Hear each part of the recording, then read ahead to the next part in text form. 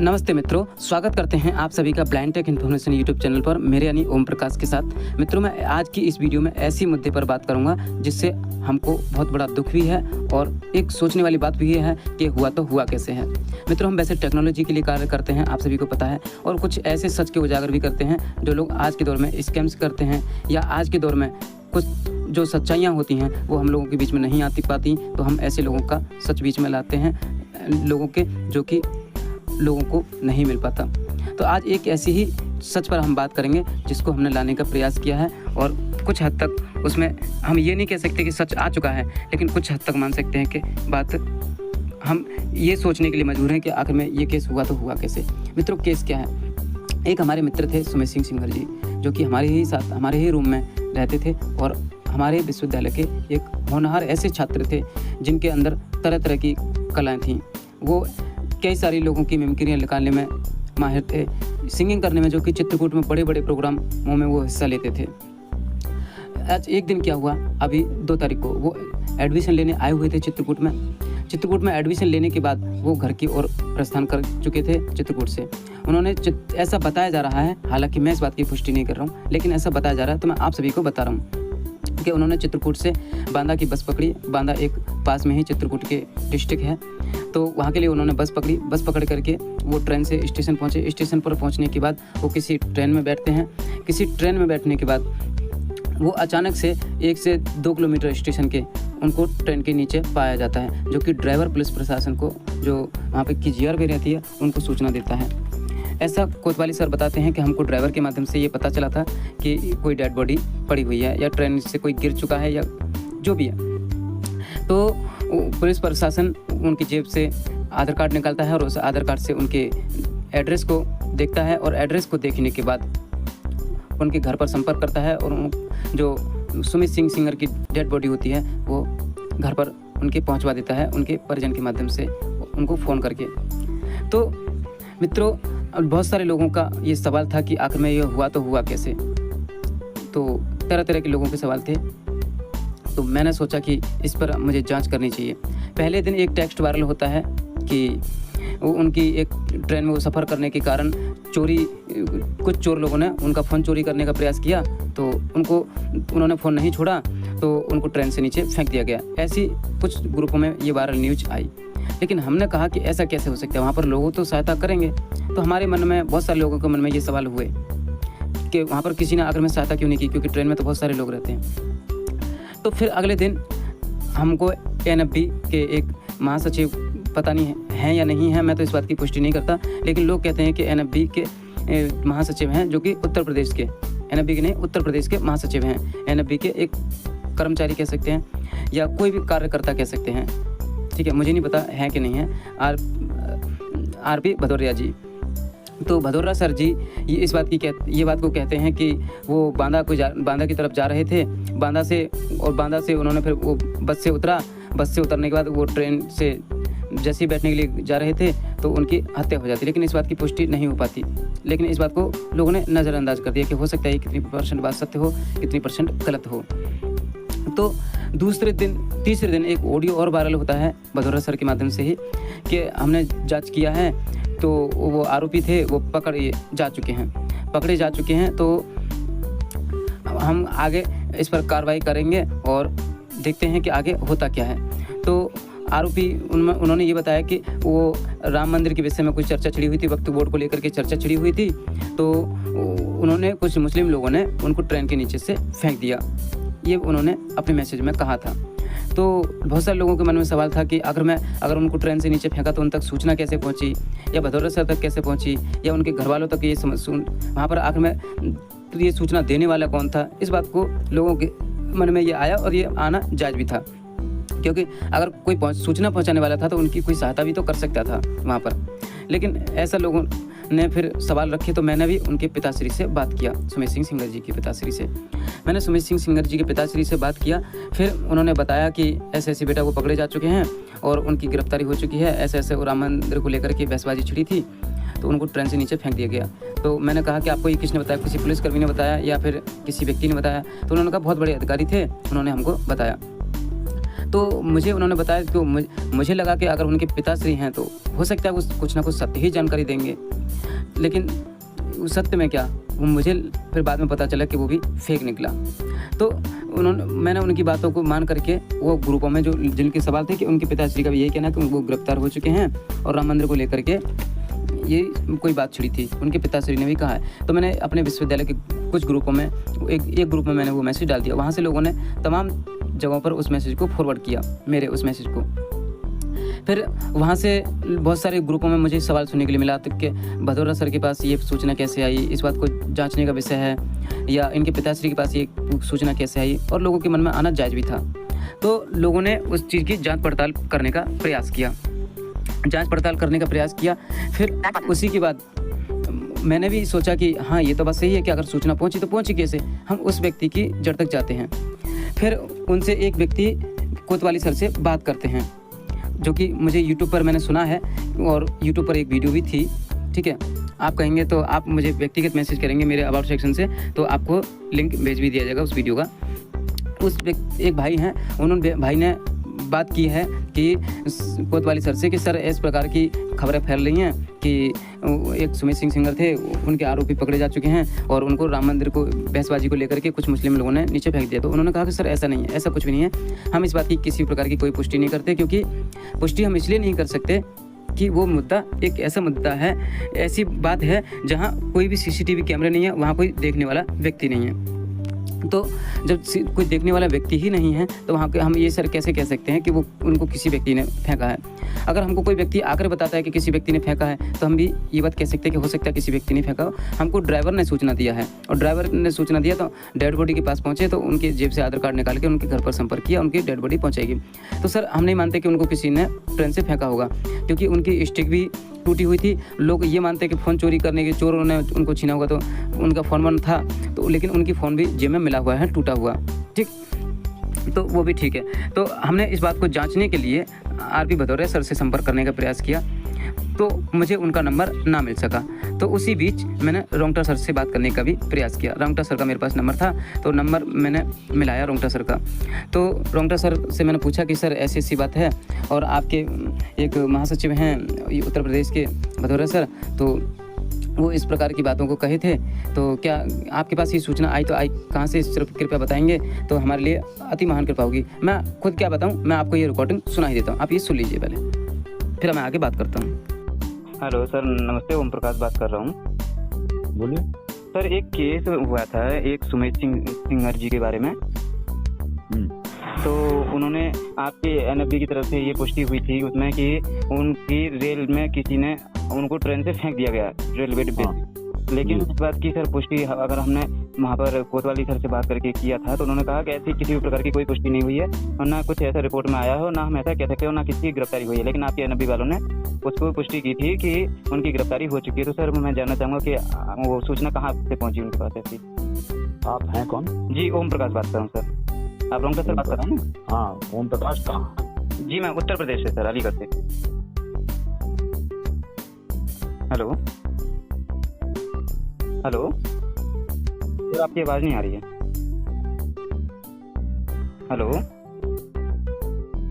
Hello sir, आपकी आवाज़ नहीं आ रही है। हेलो, काट के दोबारा फ़ोन लगाते हैं, सर की आवाज़ नहीं आ रही है सर। तो सुना मित्रों, मैंने इनसे कुछ सवाल पूछे और इन्होंने फिर मेरा नाम पूछा, तो इनकी अचानक से आवाज़ आना बंद हो गई। अब वो नेटवर्क का कारण हो सकता है इनकी नेटवर्क के कारण आवाज़ ना आई हो। तो इनको मैंने कॉल काट करके सर को दोबारा किया, तो इन्होंने कॉल रिसीव नहीं किया। तो हो सकता है ये बिजी होने के कारण नहीं उठाए हों, क्योंकि सर के पास बहुत सारे काम रहते हैं, तो हो सकता है कामों के कारण ये कॉल नहीं उठाए हों। तो हमने इसको नज़रअंदाज कर दिया कि सर हैं, क्योंकि बहुत बड़े एक अधिकारी हैं, तो इतने बड़े बड़े कार्य करते हैं, लोगों की सहायता करते हैं, और बहुत सारे इन्होंने कार्य भी किए हैं ब्लाइंड समाज के लिए, जिनसे हमको आज बहुत कुछ सीखने के लिए मिलता है, और बहुत सारे लोगों की सहायता भी होती है। तो हमने सोचा कि बिजी होंगे सर, तो हमने RP भदौरिया सर का ही नंबर खोजने का प्रयास किया। तो हमने कहीं ना कहीं से इनका नंबर लिया। नंबर लेने के बाद इन सर को कॉल किया, और सर को कॉल करने के बाद फिर मैंने इनसे कुछ सवाल पूछे, और वो आप सवाल सुन लीजिए। मैंने वो सवाल क्या पूछे, फिर मैं आगे आपसे बात करता हूँ। हेलो हेलो, यस जी सर, नमस्कार। नमस्कार भैया। जी सर, भदौरिया सर बात कर रहे हैं, यूपी के महासचिव। हाँ जी, बिल्कुल जी, बात हो रही है। जी सर, मैं ओम प्रकाश बात कर रहा हूँ। ओम प्रकाश बात कर रहा हूँ सर। रोमका सर? नहीं, ओम प्रकाश बात कर रहा हूँ सर। ओम प्रकाश बात कर रहे, बोलिए भाई साहब, बताइए। जी सर, अभी एक सुमेश सिंह सिंगर का एक केस हुआ था सर, उनकी वो अचानक से मृत्यु हो गई। हाँ, सोमेश सिंह सेंगर। जी। तो उन्होंने, आपने ऐसा सर, हमें पता नहीं है, आपने ऐसा बताया था कि उसमें वो जा रहे थे तो कुछ ही राम मंदिर को लेकर के कुछ ऐसी बात हुई, फिर उनको कुछ एक शेख मोहम्मद नामक व्यक्ति ने उनको फेंक दिया प्लेन से। तो सर, ये आपको किसने बताया था? ऐसा मैंने कोतवाली सर से बात करवाया किसी व्यक्ति से, तो उन्होंने तो इग्नोर किया कि हम ऐसी किसी व्यक्ति की कोई गिरफ्तारी नहीं हुई है। आप कहाँ से बोल रहे हैं? जी, मैं उत्तर प्रदेश अलीगढ़ बुलंदशहर से बात कर रहा हूँ। अलीगढ़ से? जी।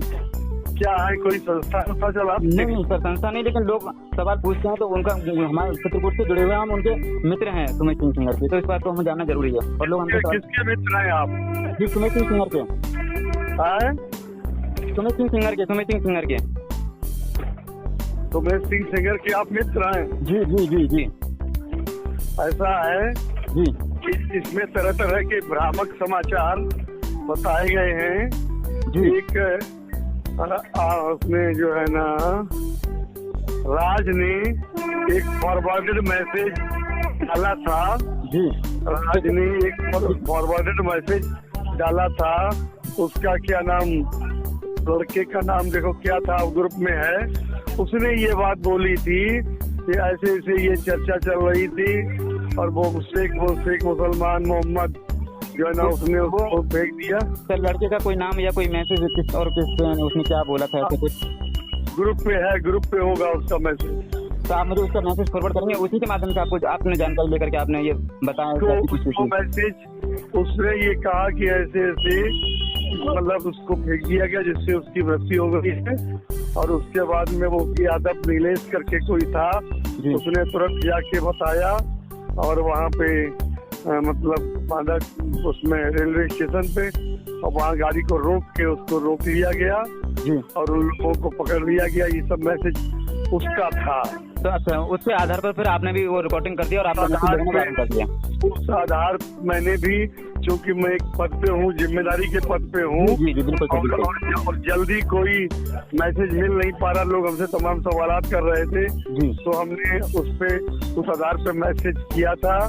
और सच्चाई ये है उसमें कि सुमेश सिंह सेंगर की मृत्यु जो है ना, वो खुद के किसी कारण से गिर जाने के कारण हुई। चाहे वो डिसेबल्ड कोच में रहा हो, चाहे वो किसी और कोच में, सामान्य कोच में रहा हो। रात में किसी समय वो जैसे ही वहाँ पे बैठा है, वैसे ही 1 किलोमीटर निकल पाया था कि वो उसकी छड़ी भी कटी हुई मिली, कटी हुई छड़ी। छड़ी भी छड़ी कटी हुई मिली। मोबाइल उसका टूटा हुआ मोबाइल मिला। मोबाइल भी आसानी से टूटता नहीं, ऐसे टुकड़ों में नहीं होता है ना? जी बिल्कुल, हाँ, नहीं होता है। और उसकी छड़ी टूटी हुई मिली, और उसके गर्दन के पास से उसके जो ना कटे, जैसे रेलवे जब कोई आदमी कटता है, उस तरीके से उसके चोट से उसकी डेथ हुई है।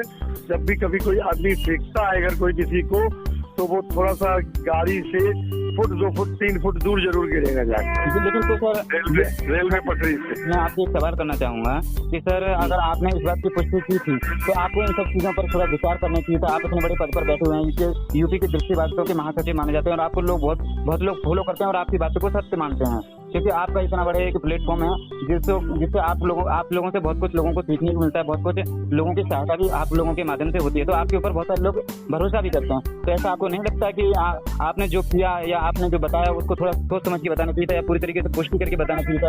क्योंकि अगर भ्रामक खबरों को तो कोई भी व्यक्ति फॉरवर्ड मैसेज करके तो कोई भी व्यक्ति कुछ भी कह सकता है, लेकिन आपको उसकी सच्चाई जान करके उसको आप ओम प्रकाश जी बोल रहे हैं? जी। आप हमारी फेडरेशन के मेंबर हैं? नहीं सर, अभी कोई मेंबर नहीं है। मेंबर नहीं थे, गवर्नर ही अपनी जो है ना, वो जो अपना जो बहुत बड़े तुम जज हो ना, बहुत बड़े, जो हमें ज्ञान दे रहे हो, तुरंत फोन रखो। नहीं सर, कोई ज्ञान नहीं दे रहा, आपसे सिर्फ लोगों का सवाल है सर। मेरा भी सवाल है। तो सुना मित्रों, मैंने इनसे सवाल पूछे, क्योंकि मैंने सवाल इसलिए पूछे बहुत सारे लोगों के ये सवाल थे कि ये भदौरिया सर ने कहा तो कहा कैसे, इनको कहाँ से ये सूचना मिली। और मुझे भी लगा कि इस बात की तह तक जा सकते हैं तो इन सर से जाना जाए, क्योंकि हो सकता है कि इनके पास कुछ सबूत हों और ये सबूत हमको प्रोवाइड कराएं, तो हो सकता है कि इस बात की तह तक जाएं कि उनकी आखिर में मौत हुई तो हुई कैसे। आखिर में वो ट्रेन से तो बहुत सारे लोग सफ़र करते हैं, लेकिन ऐसे तो कोई नहीं करता। बहुत पहले से भी वो ट्रेन से सफ़र करते थे, पहले उनके साथ ऐसे कभी हादसे नहीं हुए, लेकिन अब अचानक से कैसे हादसा ये हुआ। तो ये हमको लगा कि इनसे कुछ ना कुछ जानकारी मिलेगी, तो हमने इनसे ये जो मैंने आपको सुना है ये सवाल पूछे। सवाल पूछने के बाद इन्होंने कहा कि आप ऐसे ऐसे हो, जो आप, मैं बोलना नहीं चाहूँगा जज हो या ज्ञानी हो, ठीक है। तो इन्होंने जो भी बोला, तो सर ना मैं कोई ज्ञानी हूँ ना मैं कोई जज हूँ, ठीक है, लेकिन मैं तो एक साधारण व्यक्ति हूँ। एक मित्र होने के नाते मैंने आपसे सवाल पूछा, लेकिन आपका सवाल आपको देना चाहिए था। मैं बेशक NFB का मेंबर नहीं हूँ सर, लेकिन एक आम व्यक्ति का भी सवाल होता है कि आपने कोई जानकारी लोगों को दी है तो उसका जवाब लेना। तो क्या सर मैं आपसे ये पूछना चाहूँगा, अगर आप मेरी वीडियो देखें तो कमेंट करके बताएं, या आप मुझसे कॉल भी कर सकते हैं, मैसेज कर सकते हैं, मेरे अबाउट में नंबर लगा हुआ है, ठीक है। कि जनता आपसे पूछ रही है, लोग आपसे पूछ रहे हैं, तो आपको जवाब देना बनता है कि इस प्रकार की आपने जानकारी दी तो किस आधार पर दी। तो मैंने भी सर आपसे सवाल पूछा, लेकिन आपने ऐसे ऐसे शब्दों का प्रयोग किया जो कि मुझे थोड़ा सा अच्छा नहीं लगा। लोगों को कैसा लगा वो आप कमेंट करके बताइए, ठीक है। तो मित्रों, मैंने इनसे सवाल पूछे तो इन्होंने इस प्रकार की बातें की कि आप जज हो, ज्ञानी हो, आप मेंबर नहीं हो, मतलब हम मेंबर नहीं हैं तो सवाल नहीं पूछ सकते कि सर ये हमारा अधिकार नहीं है क्या। या आपने पूछा कि आप किसी के संस्थापक हो या संस्था से हो, तो क्या कि सर कोई संस्थापक ही आपसे बात कर सकता है, कृपया हमें बताइए। अगर ऐसी बात थी तो आप मुझे बता दिए होते सर प्रेम पूर्वक कि हम आपसे सवाल नहीं पूछ सकते क्योंकि हम संस्थापक नहीं हैं, NFB के मेंबर नहीं हैं। आपका ये रूल हो सकता है, हम मान सकते हैं कि आपसे सिर्फ आपका मेंबर ही बात करेगा। तो सर हम नहीं करते बात, आप बता दिए तो होते प्रेम से कि सर हम आपसे बात नहीं कर सकते क्योंकि आप हमारे मेंबर नहीं हैं। तो ये कहकर, लेकिन आप अपनी गवर्नरगिरी अपने पास रखो, जज हो क्या, ज्ञानी हो क्या। सर ये मुझे आप ऐसा लगता है कि आपके मुँह से ये शोभा नहीं देता, क्योंकि आप उत्तर प्रदेश के महासचिव कहला जाते हैं, ठीक है। लेकिन ऐसे इतनी बड़ी ब्रांच के आप महासचिव हैं, ऐसे इतनी बड़ी ब्रांच के, इतनी बड़ी NGO के आप महासचिव हैं, जिससे आपसे बहुत सारे लोग कुछ ना कुछ सीखते हैं और बहुत सारे लोगों को सहायता मिलती है। और अब तक NFB ने बहुत सारे ऐसे ऐसे कार्य किए हैं, ऐसे ऐसी जॉब दिलाई हैं जिससे हम उनकी कल्पना भी नहीं कर सकते थे। आज NFB की ही बदौलत, शायद जो मैंने सुना है, जो मैंने अपने बुजुर्ग लोगों से, बड़े लोगों से जो जानकारी लिया है, कि आज हम NFB की बदौलत ही जॉब जो कर पाते हैं, जो बहुत सारे दृष्टिबाधित भाई बहन किसी न किसी पद पर कार्यरत हैं, वो रोंगटा सर की ही बदौलत है। तो रोंगटा सर, मैं यही कहना चाहूँगा आपसे, प्लीज़ आप मेरी वीडियो को वैसे नहीं देखेंगे, अगर देखेंगे भी तो सर ऐसे लोगों को थोड़ा सा देखिए। यदि ये चीज़ सही है, अगर ये महासचिव सच में हैं, तो प्लीज़ ऐसी बात जनता से नहीं करनी चाहिए, क्योंकि जनता से आप प्रेम पूर्वक से बात करेंगे तो आपसे जनता भी प्रेम पूर्वक से रहेगी और आपके साथ ज़्यादा से ज़्यादा संख्या जुड़ेगी, मेंबर भी बढ़ेंगे। मैं भी कुछ दिन पहले मेंबरशिप लेने की सोच रहा था कि सर की मेंबरशिप लूँ, लेकिन ऐसे अगर किसी भी प्रकार से किसी अधिकारी के माध्यम से ऐसे शब्द कहे जाएंगे कि कोई गवर्नर दिखा रहे हो या जज हो, ज्ञानी हो, फ़ोन रखो, तो इस प्रकार की बातें की जाएंगी, तो सर ऐसे किसी का कैसे जुड़ने का मन करेगा। तो प्लीज़ ऐसी आगे से बातें ना हो। और जो भी बातें हैं सर, आप अपने मुखारबिन से आपने कही है कि ऐसा नहीं हुआ है, लेकिन आपने जो भी कहा था वो ये जनता का सवाल है। ऐसे बहुत सारे लोग, मैं फॉरवर्ड मैसेज कर सकता हूँ, ऐसे कई सारे ग्रुपों में मैसेज आए हुए हैं कि हम भदौरिया सर से पूछना चाहते हैं कि मैं मैसेज डालना नहीं चाहूँगा क्योंकि फालतू में वीडियो बड़ा ही होगा। बहुत सारे ऐसे लोगों का सवाल है कि सर आप बताइए, आपने ये जानकारी दी तो किस आधार पर दी। भदौरिया सर का कोई मैसेज आना चाहिए, लेकिन मैसेज इस विषय पर कोई नहीं आया कि उन्होंने क्या को लेकर के प्रतिक्रिया दी।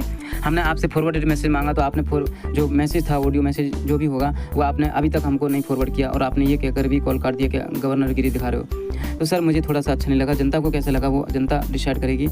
और इस बात की अभी किसी भी प्रकार की कोई पुष्टि नहीं हुई है। हालांकि एक भाई ने कोतवाली सर से बात की थी, तो उन्होंने जो बताया ये सत्य भी साबित हो सकता है कि भाई वहाँ पर CCTV कैमरे हैं नहीं हैं, ना विकलांग कोच में कोई CCTV कैमरे हैं, तो फिर इस बात की पुष्टि कैसे की जा सकती है कि कोई उनको फेंका है या वो गिरे हैं। क्योंकि ये तो आप भगवान ही जानते हैं कि क्या हुआ है क्या नहीं, ना हम जानते हैं ना आप जानते हैं। इस बात की पुष्टि कर पाना थोड़ा मुश्किल ही है, क्योंकि एक ड्राइवर के माध्यम से सब मिला है और ड्राइवर ट्रेन के अंदर के व्यक्ति को कैसे जानेगा कि इसके साथ जो हादसा हुआ वो कैसे हुआ।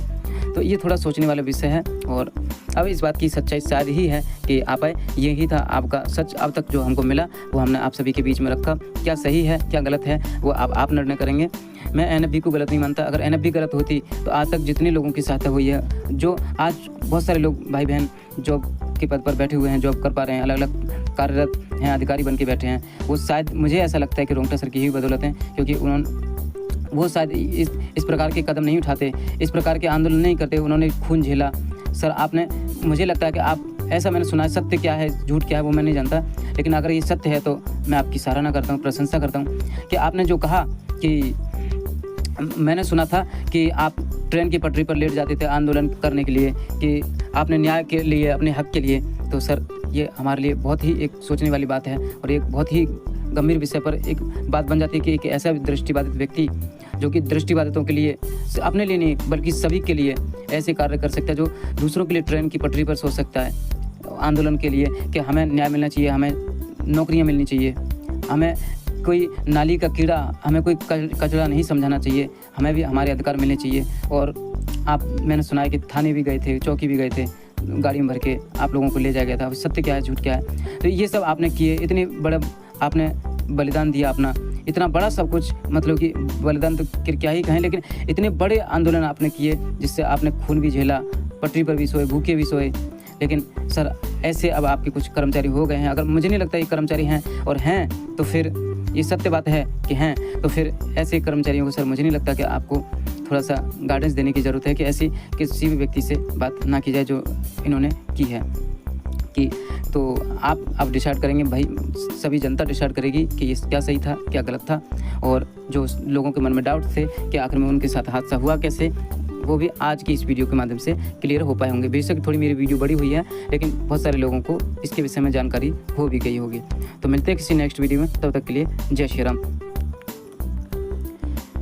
तो आप सभी को जाते जाते मैं एक बात और कह देना चाहता हूँ कि यदि मेरी किसी भी बात से, किसी भी ऐसे शब्द से किसी व्यक्ति को कोई आहत पहुंचा हो तो मैं दिल से माफ़ी चाहता हूँ। मेरा उद्देश्य किसी व्यक्ति को टारगेट करना नहीं, मेरा उद्देश्य था सच्चाई को सामने लाना, जो सच था वो आप सभी तक पहुंचाना, और जो लोगों के सवाल थे वो आप सभी के बीच में रखना, और उन सवालों पर मुझे कार्य करना। क्योंकि मैंने उनके पापा से बात किया तो उनके पापा ने पहले तो कहा कि ये ऐसे बेटा वो पकड़ गए, लेकिन फिर मैंने आज उनसे बात किया तो फिर उन्होंने कहा कि बेटा ऐसा नहीं हुआ है, वो नहीं पकड़े गए, नहीं आता है। जब हमने उनसे कहा कि आपने जो कहा था कि अधिकारियों के नंबर आपको मिले हैं, वो आप हमें अधिकारियों के नंबर दीजिए जिन्होंने आपको बताया, तो उन्होंने कहा बेटा हमारे पास नहीं है। तो हमने इन सर से संपर्क किया था, तो इन सर ने बताया, इन सर ने ये शायद कुछ प्रूफ देते तो हम आगे कुछ कर पाते, लेकिन हम कुछ कर नहीं पाए। क्यों नहीं कर पाए? क्योंकि हमको ये सबूत नहीं मिल पाया कि ऐसी सूचना आखिर में दी तो किसने दी कि उनकी ट्रेन से राम मंदिर को चर्चा लेकर चली थी तो उनको ट्रेन से नीचे फेंक दिया गया, ऐसी बात आई, मोबाइल चोरी किया गया जो कि मोबाइल उनकी जेब में मिला। तो ऐसी सच्चाई को सामने लाना, ठीक है। तो किसी व्यक्ति को एक बार फिर से मैं यही कहना चाहूँगा कि किसी भी मेरी बात से आहत पहुँचा हो तो मैं दिल से माफ़ी चाहता हूँ। जय श्री राम।